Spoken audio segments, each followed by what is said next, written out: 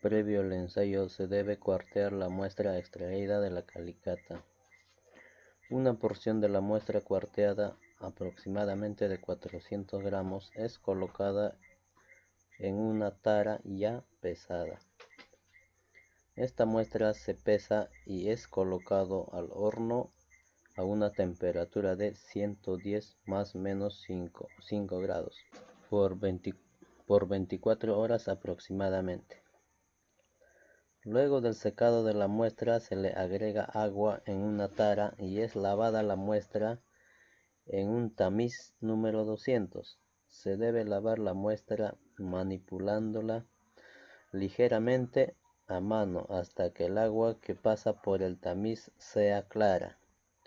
Finalizando el lavado se debe colocar la muestra al horno a una temperatura de 110 más menos 5 grados por 24 horas aproximadamente. Pasado el tiempo aproximado, se retira la muestra del horno, se pesa para obtener el contenido de finos y pasamos a realizar el ensayo con los tamices correspondientes. Granulometría. Se denomina clasificación granulométrica o granulometría a la medición que se lleva a cabo a los granos de una formación sedimentaria, así como de los suelos, con fines de los análisis tanto de su origen como de sus propiedades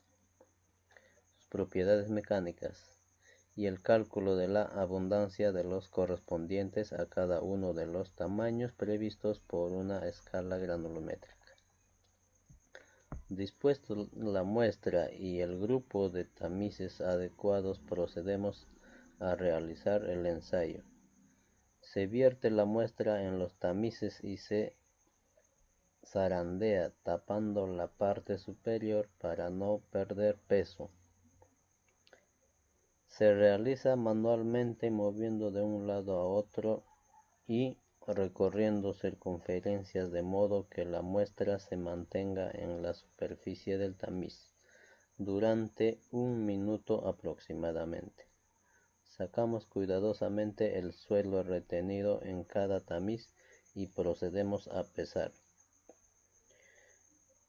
Seguidamente calculamos los porcentajes retenidos y los porcentajes que pasan en cada malla, para luego obtener, según cálculos, la curva granulométrica.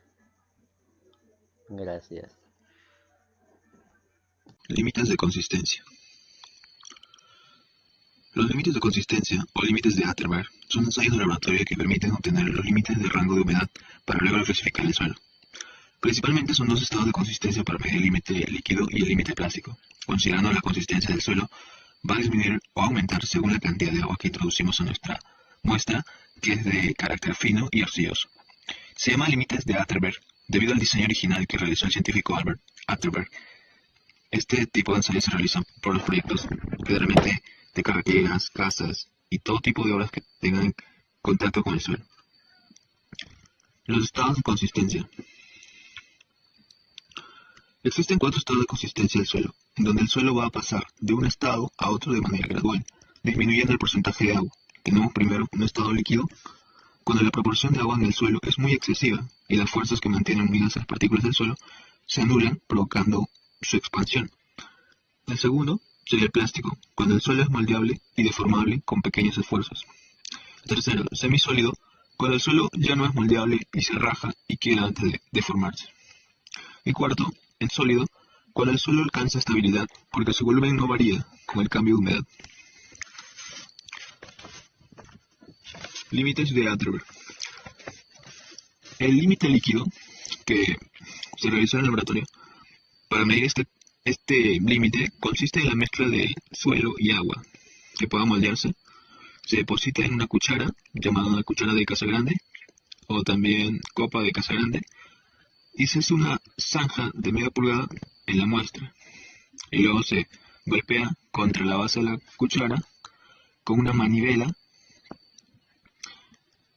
y si con 25 golpes la zanja llega a cerrarse, La humedad del suelo correspondería al límite líquido.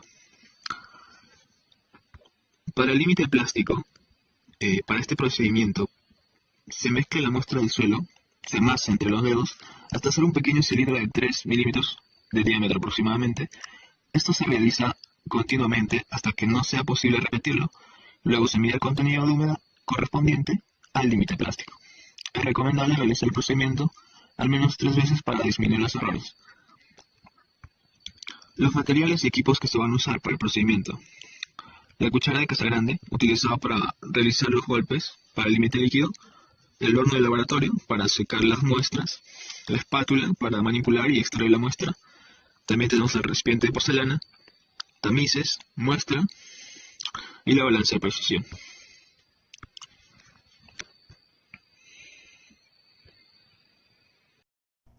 Procedimiento de límite plástico y líquido. Para el límite líquido, trituras una cantidad suficiente de suelo para luego obtener una muestra que pasa por el tamiz número 40. Luego verificas que la altura de la máquina del límite líquido que se va a utilizar sea de 1 centímetro. El suelo en un punto de consistencia tomará, ¿no?, alrededor de 50 golpes, ¿no?, para cerrar una longitud de 12.7 milímetros de ranura. Luego se le empareja, ¿no?, la superficie del suelo con la espátula y un corte, ¿no?, para una longitud homogénea. Retomas a la cazuela y haces el cuarteo de golpes para luego medir su contenido de humedad. Remueves los restos del suelo, ¿no?, de la cazuela y vuelves al recipiente donde se había preparado la muestra. Añades una pequeña cantidad de agua al recipiente de preparación del suelo y mezclas hasta obtener una colocación homogénea. Por último, colocas, ¿no?, el recipiente en un horno a 110 grados centígrados para que se seque durante toda la noche.